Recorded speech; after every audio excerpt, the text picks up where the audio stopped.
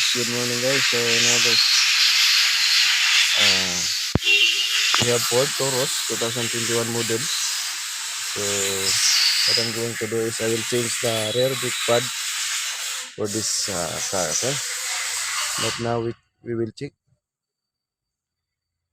if it's the electronic parking base is automatic engage or not. Now it's parking,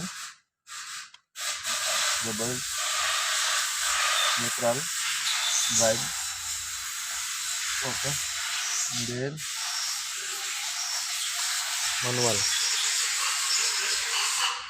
Okay, so drive, neutral, reverse, parking. So the electronic parking brake is not automatic. If you engage, it will engage. If you disengage, disengage. Okay, so not automatic. Okay.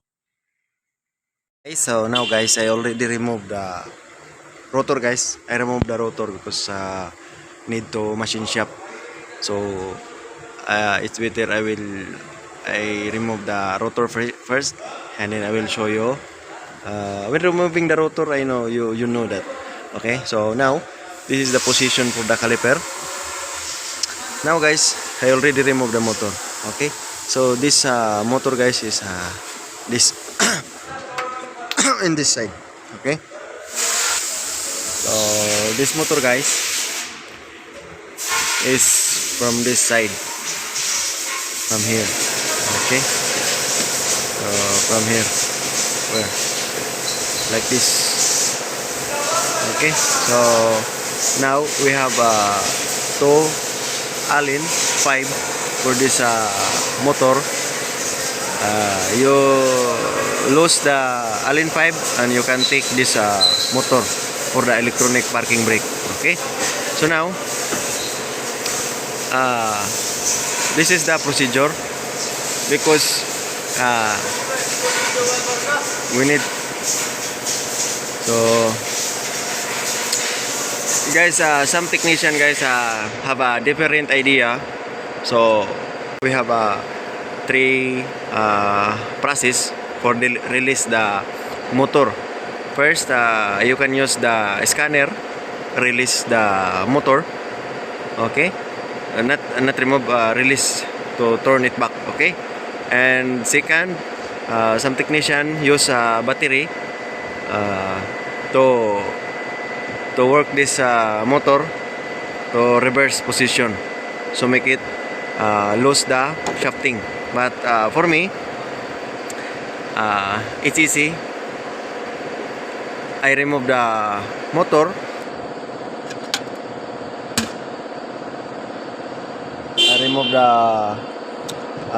and then I will lose manually here. Okay, so how to lose this?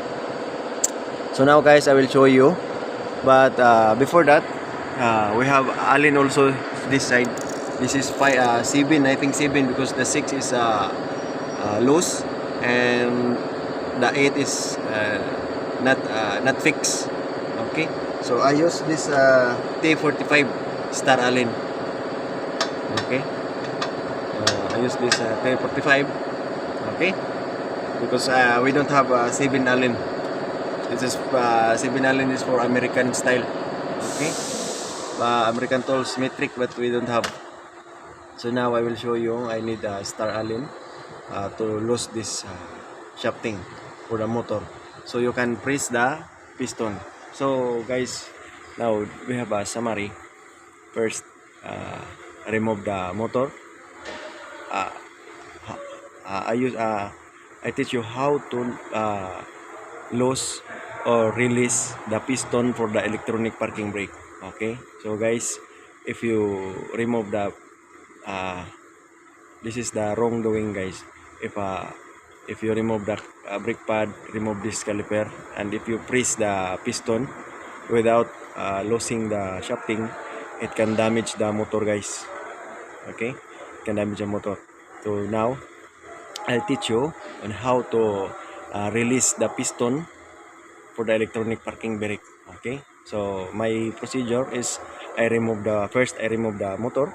Okay, so I already removed. and I will lose this shafting. Okay guys. Okay guys, so for now I have tools or Star Combi A12. So the step you lose this shafting guys is you tight.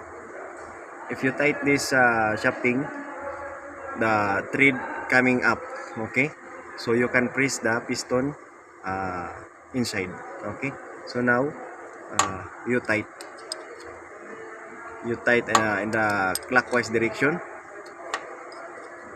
until the shafting stop, until you turn stop. Okay, so this make you lose the shafting.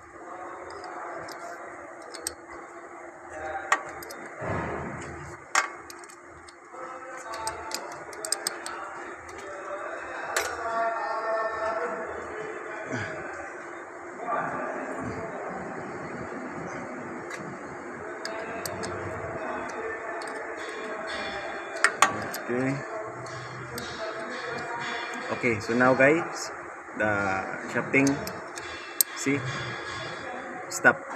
So that's enough. So now we take this allen so that we can press the piston. Okay guys, so now I will take this allen. So now guys, I already take the two allen. Okay, so I can take the caliper. Okay, so this is the caliper bracket. So now you can access to take the brake pad. Okay, and now you can take access or remove this one brake pad. So now as you can see, this is the piston.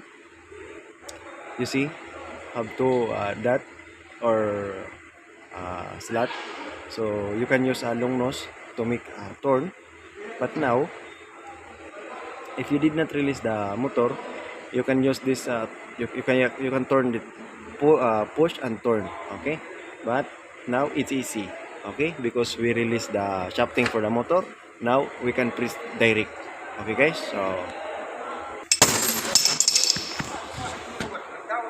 Okay, guys. So now I have a piston presser here. So I already make a press the piston. Okay, you only make press slowly. See, oh, now it's loose. Okay, so sorry guys, I will update you guys because it's difficult to. I have my hand holding the phone and my hand holding the presser, so it's difficult. So now, as you can see, the piston go downside. Okay, wait, I put this on the side. Okay. Okay guys, I hope my phone is not falling down. So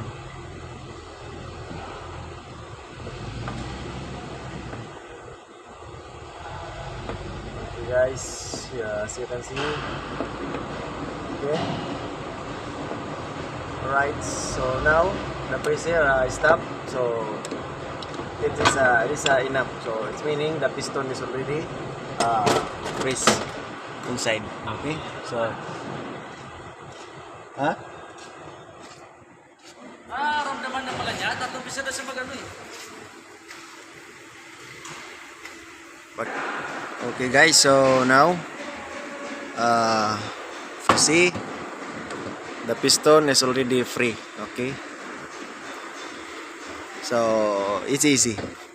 Okay guys, thank you so much guys for watching. But wait, because we will wait the rotor, and because we have a reset for this, because now we lost it, and when we fix the rotor brake pad, we reset this shafting. Okay, so how to reset? If you fix all brake pad, rotor and brake pad, you lose, you turn this in the counterclockwise position until the shafting is stopped. Okay. Okay guys, so now this is the old This is the old brake pad. So see, it's metal to metal, guys. And this is the new. Very nice. Okay. This is the new. This is the old. Okay, guys. So now we're going to press the piston from the right side. Okay. So this is Ford Taurus, guys, 2021 model. So we replace the rear brake pad. Okay.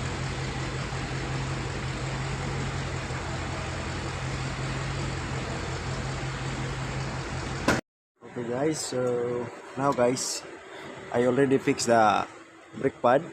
See, I already fixed the rotor, the brake pad. Okay. So now I will reset this shafting for the electronic motor. Okay, so before you turn clockwise because you need to press the piston inside, go inside. Okay, so now we reset, we turn into counter clockwise and see what happened. See, just turn until it stop. Okay, so now it stopped, but the rotor can't move, can't turn. Okay, so now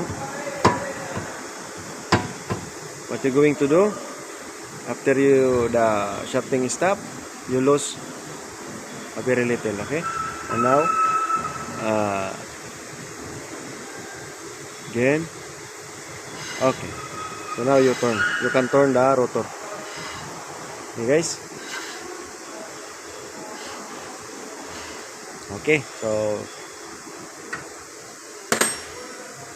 okay, and we put a small grease.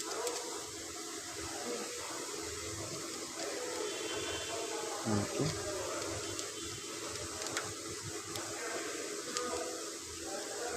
A little bit. Okay, so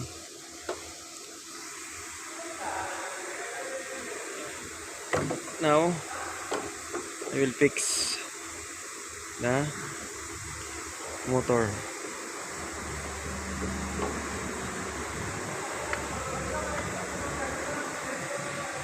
You can push. Okay, so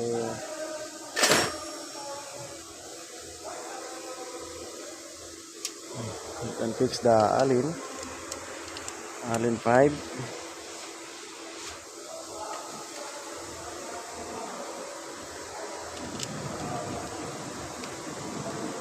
Okay.